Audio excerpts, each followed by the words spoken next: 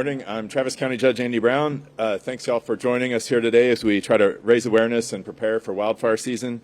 We're joined today. It's a joint press conference between the City of Austin and Travis County, and we've got folks from the different Travis County ESDs, from the Austin Fire Department, from Starflight, and different emergency responders from both entities, as well as the mayor. Today, we've seen in general weather intensify more and more every year because of climate change.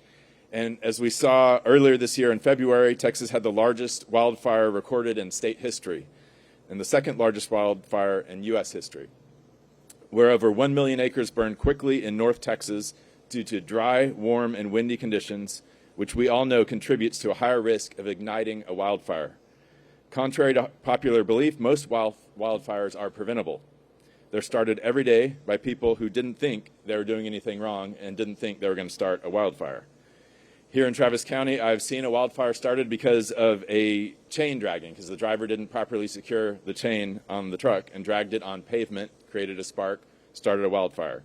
So don't let your friends do this. Make sure that they're being responsible so that we don't get another big fire.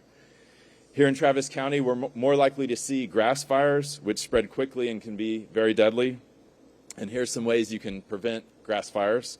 Don't throw lit cigarettes out the window. Check trailer chains to make sure you're not dragging them. Avoid parking your car or truck on dry grass or driving through tall grass, especially during drought. Stay prepared and sign up for emergency alerts and messages on severe weather like wildfire from warncentraltexas.org. It's also important for you to check and be alert of the wildfire danger rating. When fire danger is high, any spark could start a fire. Be extremely cautious with any outdoor activity that could spark, including burning trash or debris. That's always illegal in the city, but we permit burning like that out in the county when it's not super dry. Setting off fireworks, also illegal inside the city. Hot work like welding, that can start fires, and that does start fires. Using outdoor fireplaces and fire pits. Make sure that you don't put your gas or your charcoal barbecue on grass, and don't throw ashes out until they're totally cold. The greatest threat to your home during a wildfire is traveling ember. By hardening your home, you can make it more difficult for embers that land there to start a fire. Even something as simple as cleaning your gutters out can help. For other tips, you can look under Protect Your Home on the Wildfire Coalition website, or you can contact the fire department for a free personalized home ignition zone evaluation. If you live in Austin, you can call 311 to set up that meeting. I'm telling a lot of Austin things here, Mayor. There you go. It's so important that we take these precautions and be prepared. It wasn't too long ago, I'm sure many folks here remember the 67-acre brush fire that we had in Pflugerville, or just east of Pflugerville, in July of 22. And thankfully, ESD2 and the Travis County Starflight teams stopped the fire from worsening. But it is so important that we do everything that we can to prevent more wildfires from igniting like that one. Our fire departments, our first responders, and our emergency service districts have exceptionally brave individuals who fight wildfires, rush into burning buildings, provide critical medical care, and offer comfort and reassurance to those in need. They meet people in the worst days of their lives, and that's not an easy job. We need to do everything that we can to protect our first responders and to support our first responders and all Travis County residents and make sure that we're prepared. The Travis County Fire Marshal will let us know whenever a burn ban is in place. I announce that on Tuesdays in our Commissioner Court meetings. If it gets severe, the Travis County Office of Emergency Management, along with the City of Austin, will be ready to coordinate with state partners and surrounding counties to work together and better access resources to combat any wildfires. Again, make sure to sign up for alerts at warntexas.org, and thank you so much, and I'll pass it on to Mayor Watson. Thank you, Judge. Good morning, everybody. As he indicated, I'm Mayor Kirk Watson, and I appreciate the attendance of everyone here today as we share information that's vitally important to our community and the surrounding communities. One of the things that frightens me the most in terms of how we deal with emergencies and do our emergency management is dealing with wildfires and the impact that wildfires can have. May is Wildfire Awareness Month, and with good reason. We make that a month that we pay attention and we try to educate the public. The weather as we all know, is already starting to warm up even more.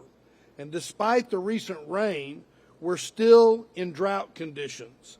And we all know that Texas summers mean there is a very real threat of wildfire. As the judge said, and as we've experienced vividly over the past few years, weather is intensifying due to climate change, and we have to change the way we prepare for emergencies. As I pointed out, we're seeing hotter summers, we're seeing longer droughts, and we're seeing more frequent windy days, which all contribute to a higher risk for wildfire. It is especially important for those of us that are here in Austin to be aware and prepared, because Austin ranks 6th in the nation in the number of homes that are at risk from a wildfire. And why is that?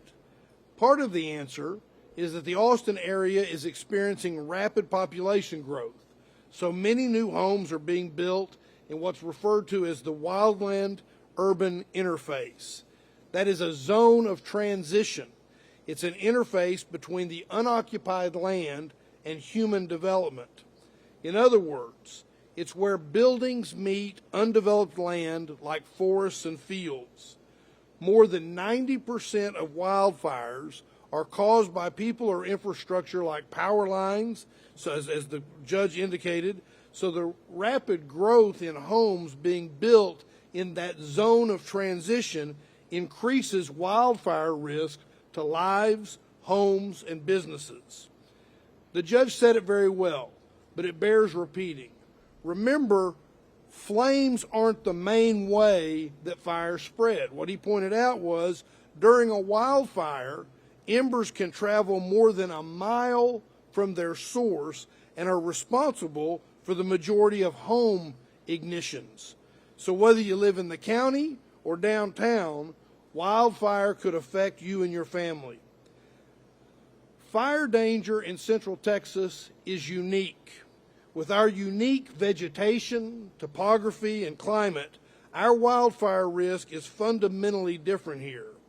So I ask you to check out Ready, Set, Go at wildfirecoalition.org. Wildfirecoalition.org, Ready, Set, Go will give you guidance specifically for Austin and Travis County residents. Now is the time to prepare. By the time you smell smoke, it's too late to prepare. Steps we can take to protect our home, adding to what the judge said, include cleaning gutters to keep them free of something that could be flammable, the debris that could be flammable.